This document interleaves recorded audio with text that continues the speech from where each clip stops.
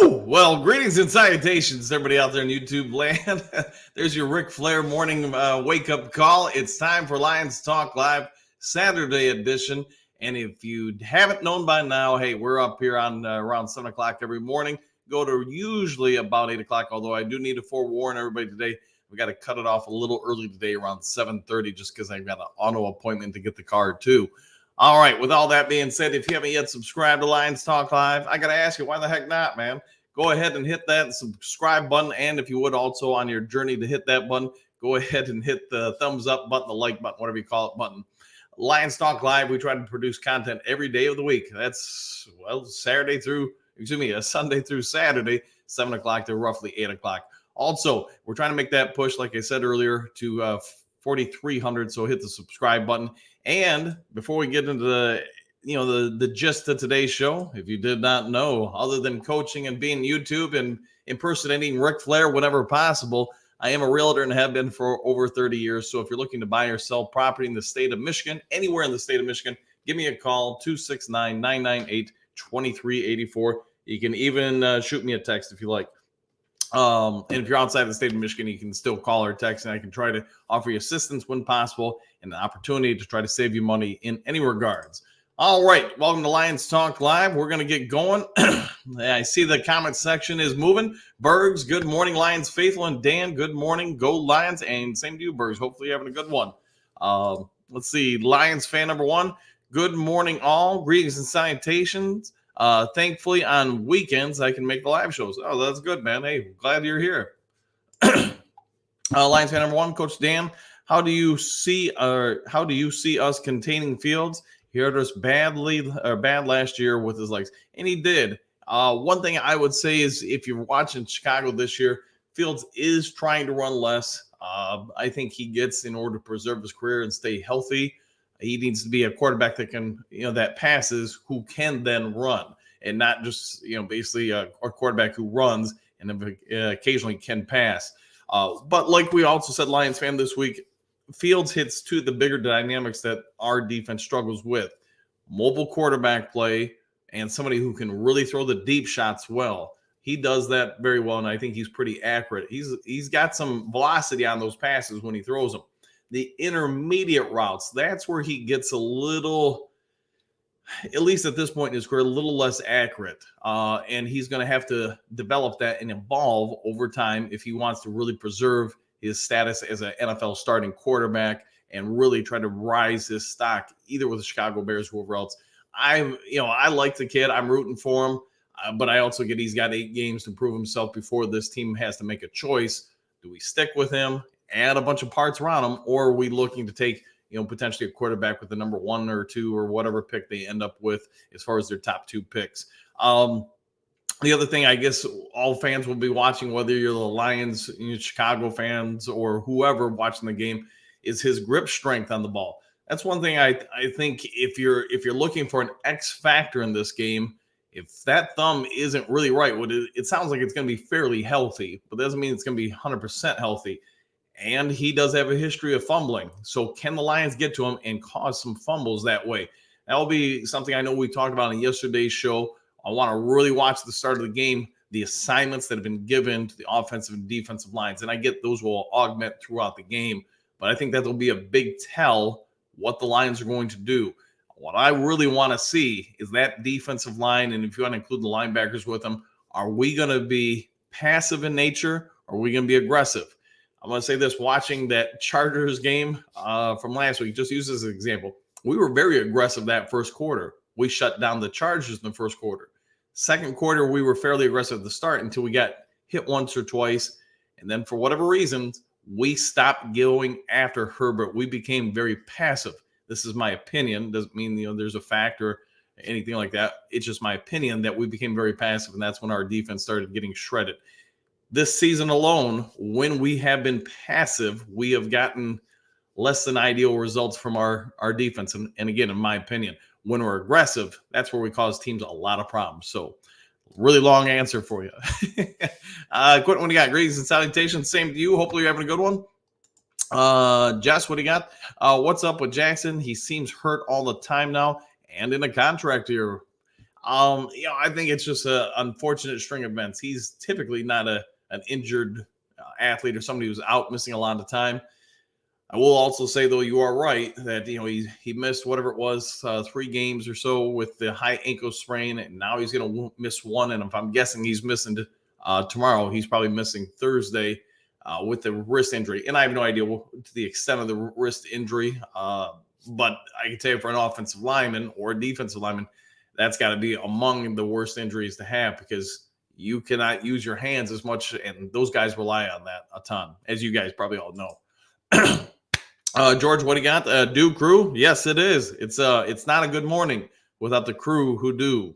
All right, Eddie, greetings and salutations, everyone. I think Goff and the offense are going to do some home cooking tomorrow. Any ideas how we will hit them on defense? What I'm hoping to see out of AG, and the team is I want to see a lot more 5-person fronts. So going back to the games where we've been aggressive this year and successful, we've played a ton of what you want to call old school bear fronts. 5 people, and then you got 2 people from the second layer of the defense, basically right over the center, and just forcing some assignment reads or adjustments from that quarterback, the offensive coordinator, and then obviously the offensive line. Now adding the fact this game is going to be played at Ford Field, where I'm anticipating it's going to be fairly loud, just like I'm anticipating Thursday will be fairly loud. The Bears do have some better talent on this offensive line than they've had in recent years, and it's getting healthier. But a lot of it is still fairly young. And if they can't communicate well, and now you cause confusion, or if nothing else, hesitation out of some of those offensive linemen, that's going to give a great opportunity for a pass rush to get home to Fields. Like I also did just talk about, that grip strength on Fields isn't going to be 100%. So somebody already has a history of giving up the ball through fumbles is now going to exacerbate that even more. Man, I can't talk this morning. But you get my point. It's going to make it a bigger problem. Can the Lions get some pressure on Fields? Absolutely. Are you going to do it at the risk of giving him running lanes? This is also true. But to me, you got to pick your poison. You're either going to go out there and say, hey, we're going to play a lot of zone, which we have this year, which I think we're kind of meh at. We're not great. We're not bad. We're better at man-to-man. But if you play man-to-man, Fields is going to take off. Let's be honest. That's what really hurt us with Fields and Chicago last year. Both games. Last year, we pretty much in the second half of the year, once we fired Aubrey Pleasant, we're pretty much straight man-to-man across the board. And for a mobile quarterback, you have to be licking your chops because you get the right reads out there, you're going to have lanes to run through. Now, the Lions have tried to address that, like I've talked about ad nauseum on here, with a funnel formation around the offensive line. I guess they could still do that, but the problem is you're going to give up time to a quarterback. Is his accuracy going to be great? These are questions we're all going to have to wait and see, but I'm really looking forward to this game. Normally, I love to watch the offense first. I want to watch the defense here. I want to see how they responded last week, adjustments made, and what we're going to do to dictate the game. I've got a lot of faith our offense is going to probably, like you said, they're probably going to do pretty well tomorrow, unless we were really caught off guard with things. All right, JP, what do you got? The Chicago's media says, quote, get to Goff and run the ball on the Lions, end quote. Are the keys for the victory for the Bears. I don't think they have watched the Lions, if that's the plan.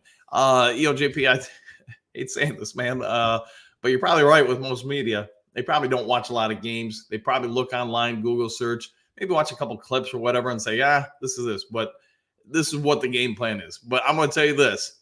Take Goff's name out of that quote and put in any quarterback's name.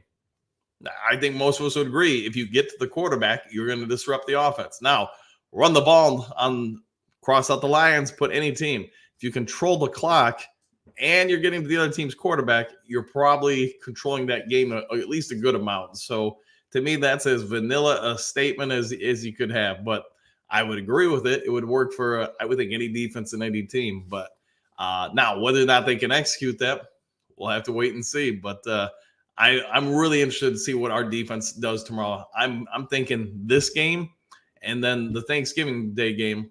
These are huge opportunities, not only for Detroit to demonstrate their rise to the nation on Thanksgiving Day, but show how much this offense really is developing. I think we all get last year it was pretty dang good. I think what we saw last week may just be the start of something as far as this offense really becoming elite.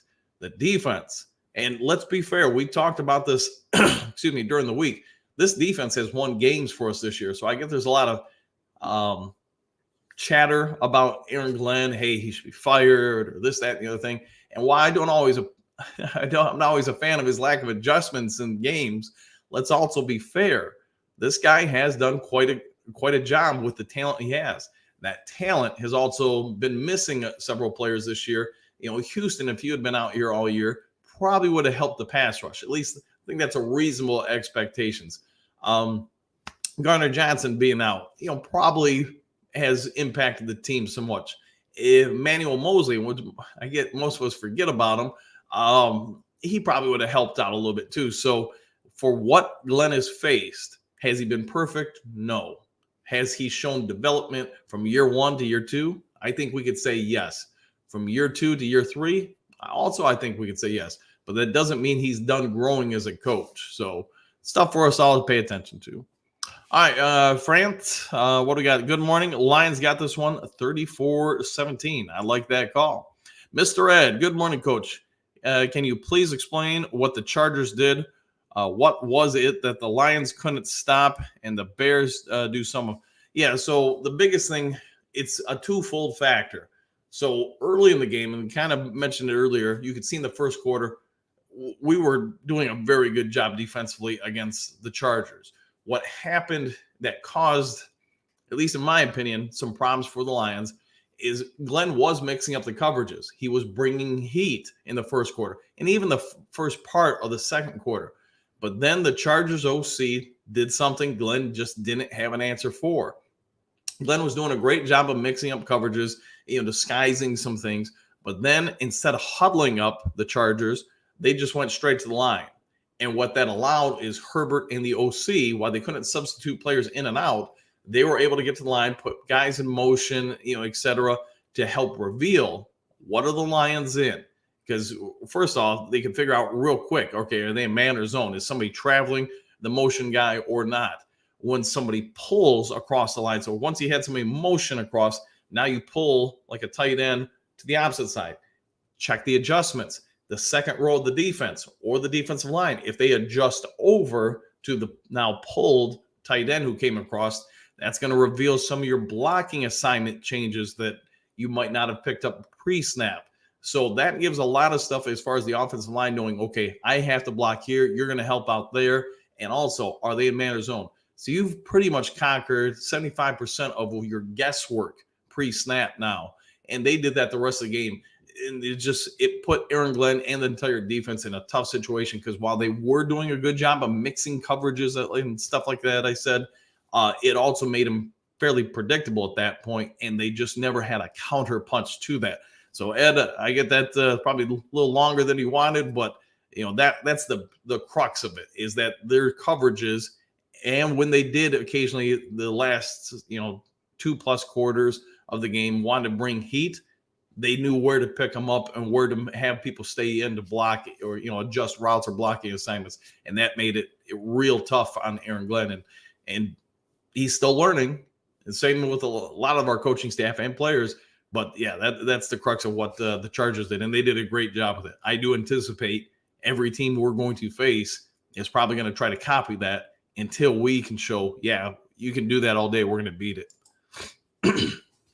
JP, and one thing, Ed, with that, just because I thought of it, that's also why the 90s Bills were hard to defend because they did that all the time with the Bills no huddle offense. So just anyways. All right, JP, any given Sunday is still here or there, but the Bears don't match up well against Lions. No, I would agree. The Bears defense has definitely improved if you watch them. Their secondary, I don't know, man. I mean, it's not bad. It's not great. Now, their ability to get pressure has been impacted by picking up Montez Sweat. That's gotten better. And some of their linebacker play where if you go back and watch, say, like the second, third game of the season, you can see a lot of those guys were still getting adjusted to the defensive schemes. You can see sometimes a lot of the linebackers went to the same spot, especially gaps on run plays, and they just left huge holes in the D.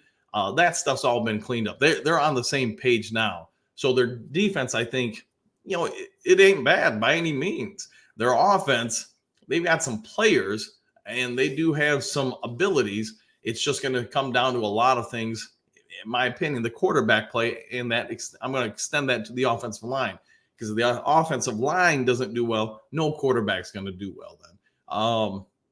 Fields is going to have to prove that he can hit a lot more accurately than what he's done last year and this year, the intermediate routes to keep the offense going.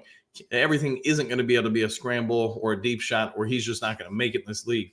Maybe for tomorrow it is, but I'm going to say over time, that stuff takes care of itself. This is a huge game for him, a huge game for the Chicago Bears. Make no mistakes about it. Just like it's a huge game for the Detroit Lions. I really want to see this defense step up. So I really want to see a couple breakout games from defensive players. And I think there's some opportunity there. If I had to pick right now for you guys who's going to be the most important person on the field tomorrow, I'm going to give you a double dip. I'm going to say whoever the dude is they put on the opposite side of Hutchinson, because if that guy can help collapse the pocket, it's going to make everybody else on that line their job a lot better. And then the person after that is going to be Brian Branch, because I'm guessing, since we're going to probably play more zone against him, he's going to be in a very good spot to make reads on Fields to either stop rushing plays or on less accurate, shorter passes to make plays. And there'll be some other people to fit the bill 100%, but those are my anticipations for the most important guys on the field tomorrow, at least the ones that we might not normally pick on. All right, Voltron, no way. Voltron Force, good morning. All right, good morning to you too. We've got Jennifer. Good morning, Dan and the nation. Good morning to you, Jennifer. Hopefully you're having a good one. Garland, nobody makes us bleed our own blood. Nobody. Go Lions, and that is a perfect photo for that statement. So good morning to you. All right, Miles Barker. Good morning. Hoping we sweep the division. There's some possibility for it for sure. I know some of you guys watch Lions Talk Live long enough to know Peter, the Minnesota Vikings fan who comes on sometimes and breaks down stuff. The guy does a real good job. After the Bell Sports, check him out. He does real good work, but we were having some text conversations about it.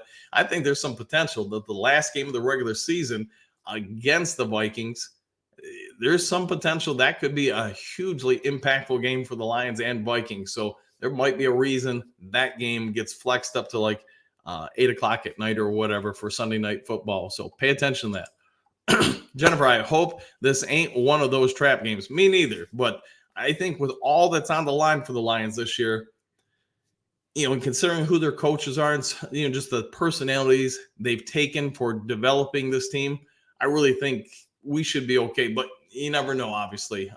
You'd hope they don't sleep on it. I hope they come out and dominate. And especially with, the defense probably wanted to reestablish themselves after last week. Donkey Kong, all right, now it's an official show. Super Bowl or bust. There we go. And man, I really should have done my hair before the show. Answer 14, good morning, Dan. Looking forward to dominant Lions victory Sunday. So answer 14, by the way, good to see you in the chat. It's been a minute. What do you think the score is going to be, man? I want to hear your call on that. Yeah, I've given mine, so let's hear yours. Bill, what do you got? Good morning. Good morning to you. Wow, Bill, hopefully you're having a good one. Mr. Nico, good morning, coach and crew. I'm definitely putting my trust in Brad Holmes and his decisions. I can wait to see what our new guys do against the Bears. Yeah, and they'll be interesting. I'm excited. Like I said, this is going to be a game I'm excited for, irregardless. But I'm excited to see what that defense does. I hope they come up with some stuff, just catch them off guard, just really establish that this defense is here to play. It's 14. I may need a spokesman. I am forming a movement to make Mountain Dew its own food group. I would accept that position if said offered to me. Yes, I would be a spokesperson for the Dew food. So let me know, man. All right, Randy, good morning, Coach Dan. I would like to see the Lions change their defensive schemes, significantly utilize the cone sparingly and blitz more often. See if that can get in Fields' head. And yeah, Randy, I think you and I are thinking on the same page. I think there's a place for that formation 100%. But kind of like you're saying, I just don't think you can do it all game long in so many different games just because it does become predictable. And my worry is also you allow quarterbacks to become calm, relaxed in the pocket, where the game starts slowing down. There's just no fear of getting hit. And that's, to me, that's a problem. So we'll see what happens, but I'm looking forward to seeing something out of that defense, something we're not anticipating. Tommy, how many plays does Donovan Peoples-Jones play tomorrow, or over? I'm going to go with over. I think he'll get over 8 plays. Let's see if I'm right, Tommy. But I'm going to go with, probably 15, 20, unless he's, really versed at everything. Yeah, that's my guess. Berg's Ford Field brings the noise Sunday. Let's make Chicago feel very uncomfortable on offense. Yeah, I would agree. Yeah. And that's one of the things I was talking about is with a younger offensive line, especially if you do stuff at the defensive front to force some hesitation, unexpectedness, whatever you want to say, that could be a big part of the game. Clarkson, what do you got? Do you think they'll use Malcolm Rodriguez or Jack Campbell as spies to contain Fields? There's probably some potential for that. I think Brian Branch is probably the person I would pick out more. It's, I think he's got just a little bit more gear wheels in him. Rodriguez wouldn't be bad, nor would Campbell, especially, I would say this, with Campbell's size. If he can bear down on Fields and then, get some hits on him, that's a big dude hitting you. And not that Fields is small by any means, but there is a significant size difference between Jack Campbell and Malcolm Rodriguez, 100%. The other thing, just to talk about Rodrigo, I would say this: watch for him out of the fullback position more and more. He's starting to run some pass routes, and I do think we're going to see the time where that dude gets some pass catches out there, and that's going to catch people off guard. His value to the team is growing exponentially because he now plays offense, defense, and special teams. Hard to find players that do that much anymore. All right, Tommy, what do you got? Ben Johnson says his most creative plays against the division, saves them. Yeah, I knew what you meant by that, man. And I would say you're right, because these games are going to decide the Lions' future, right? If they, I don't want to speak into existence, but when we win, tomorrow, Thursday, you start setting some things up and you put a lot of pressure on Minnesota, because Minnesota, I'm going to say this, they drop 1 or 2 games before we play them. They've got no shot at the division then. And that's how razor thin it's going to be. So the Lions know they also, the opposite side of that is, they can't drop games. Otherwise, they're going to make it a division race. Yeah, I got you, bud. Non-greetings and salutations, Coach. I'm making homemade chili tomorrow and cornbread. Hey, I'm looking forward to it, man, especially if you got some hot sauce for the chili. Although, to be fair, I'd put the hot sauce on cornbread too. All right, Southwest Line, AG, biggest challenge, in-game adjustments. I would say there's a lot of truth there. The Chargers game is a great example of that. Yeah, and I think he's got some good game plans, but there's one thing when coaches, and I'm guilty of it, a lot of coaches are, you can watch stuff when you're in the comfort of your own home or office at the school or college and say, hey, we're going to do this, we're going to do that. But when somebody counter punches and you don't have an answer for that in game, that's where a lot of the problems are. And that's really, in Aaron Glenn's defense, the only way to get that stuff is just through trial and error, through experience. And I think him, Ben Johnson, MCDC, they all have grown exponentially during their time in Detroit, but they're still playing often catch up in certain situations like that. So I agree. Brent, good morning, Coach and Duke crew. J-Mo has shown Ben Johnson that he can block. You're not wrong there. So I'm thinking he's going to get more targets this game. Lions 27-17. Yeah, and I think I get there's people that want more out of Jameson Williams. We all do. We're fans. That's what we want. We want to see our shiny new toys and go out and perform as we expect them to. But I also think there are more and more fans, even some of the ones that been detractors on him, that can see he is slowly evolving. He is getting better. I've said it 1,000 times on the show. This is, to me, his rookie season, and he is. I'm agreeing with you. I think he is developing. Terrence, what do you got? Has anyone done the quote bullseye tagging event? End quote. Just booked 2 tickets to go with the game. That I haven't, but maybe somebody in the comment section has, and hopefully they can give you some thoughts on it, because I can't give you anything on it, man. I just don't know about it. All right, Southwest Lions. Oh, once you become predictable on either side of the ball, all bets are off. You're going to struggle. Yeah, and I'd agree. That's again, Aaron Glenn started, and I'm just using the last game as an example, not the full season, but he did a great job that first quarter, in the first part. You could almost say the first half, the second quarter. But once that chink was revealed, he just didn't have a way to kind of readjust the defense, and we'll see what happens. But I'm looking forward to seeing tomorrow's game just for the defense. All right, answer 14. I think our linebackers slash second level play is key to containing Fields. They have a mixed pressure with coverage needs and keep it in front of them. If Fields breaks contain, linebackers have to clean it up. Yeah, I think you're spot on with all that, man. So they're going to have to do some work here. The other part is, the reason why I think Fields is going to be as dangerous as he's ever been these last 8 games of this season is because he's playing for his career life. He knows where the Bears are with both teams' draft picks, Carolina's and Chicago's, to go into next year's draft. He knows he's got to prove it. He knows there's detractors in his own front office about him. They want to, potentially get rid of him or replace him. So that's just dangerous for anybody. You're backing somebody into a corner. They've got to come out swinging because they have nothing to lose.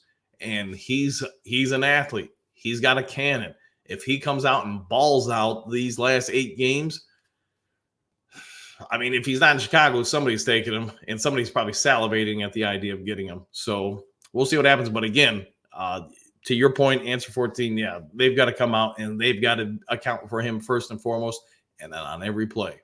All right, Southwest Line, don't look now, but I think the NFC North is becoming a sneaky tough division. I would agree. I think Minnesota's not going anywhere. Maybe they drop a game or something here or there, but you look at I thought one of their losses before the playoffs would be Joe Burrow in Cincinnati, but obviously that's not happening now.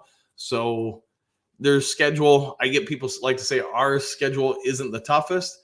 Man, their schedule ain't so tough either. But with that also being said, man, as you guys all know, any game somebody can win. A couple bounces of the ball is really all it takes to take you from winning by 14 to being tied. One more bounce, you're losing on the last second field goal. Ludell, what do you got? Lions are similar to Buffalo Bills in Jim Kelly era. You're right there, man, especially with the offense, the whatever you called it, the red gun or whatever it was called. Yeah, I think you've got a very good point there. All right, Miles Margaret, enjoy when family on both teams in a game. Bears have St. Brown's and Sewell. Pretty sure, yeah. I think, yeah, you're right. There's going to be like the first time in NFL history that there's that many siblings in on opposing teams. One other thing, I did a little stuff for you guys. This will be the 4th time in the NFL's history that the Bears and Lions have played on November 19th. And the Lions are perfect in those games. They've never lost one of those games. So let's hope that trend continues. All right, like I said, a couple more minutes, and I got to get going early today, guys, so I can get the car to the shop. All right, Southwest scheme is important, but winning your one-on-one battles is important as well, 100%. Brent, what do you got? I think Montgomery rushes for about 150 yards against his old team. Yeah, he's got some motivation for sure for both games, especially when they, tomorrow, and then obviously when they go to Chicago. Lions talk with the bad guy, John Kapler. What do you got? I said it in the NFL Lions versus Bears preview. Lions need to win this like it's a scrimmage, varsity versus freshman dominant. Yeah, I'm okay with it. Uber Lights, what do you got, Eric? Bugs and Jackson ruled out for Sunday. Is Bugs injury related? They say it's illness. So I hate saying this stuff, man, but to me that's code for he's fallen out of some favor. Yeah, he's not benched. He's not a healthy scratch. He's got a sickness because he's been sick all week. And man, who knows? Maybe he really is just that sick. But usually, to me, that's code for we're having somebody else take your spot. All right, Bo, what do you got? Good morning, Duke Crew, Gold Lions. Good morning to you too. Hopefully, you have a good one. Well, 30-13, I'll take that. Answer 14, Lions. I got Lions 34-13. I'd take that too, man. What you guys do? Compare notes and kind of split the difference. All right, Mr. Ed. It's Thanksgiving, and I have no knowledge of the draft. Isn't that a great feeling? Yeah, for a Lions fan, yeah, When's the last time you can say that? It's been a hot minute. All right, Hallelujah Blue. Lions big. All right, 28-10. I'd take that.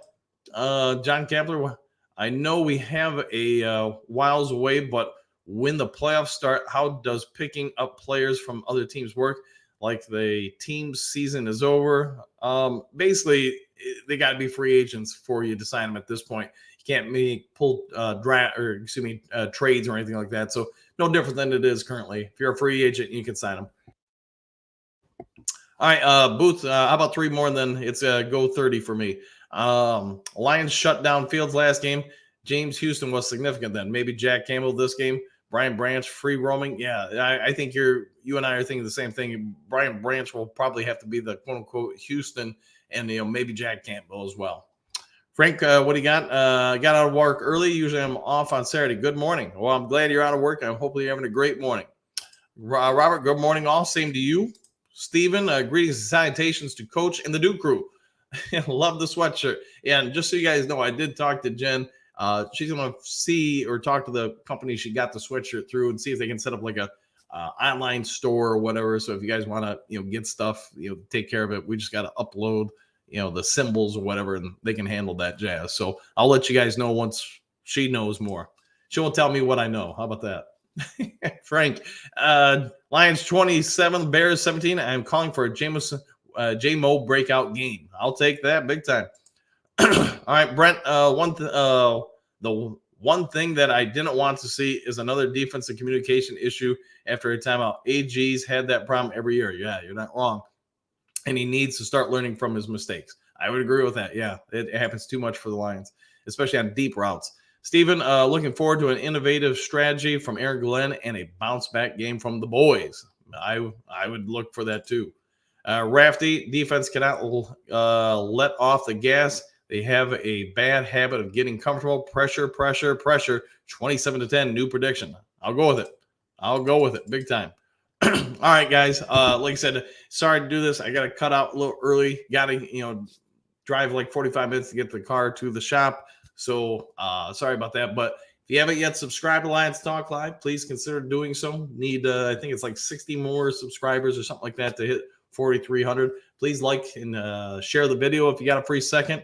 If some breaking news happens today and I'm not driving on the highway to the shop, I'll try to get to you guys as quick as possible. Otherwise, hope you all have a great Saturday. Make it a Mountain Dew Saturday if you are so inclined.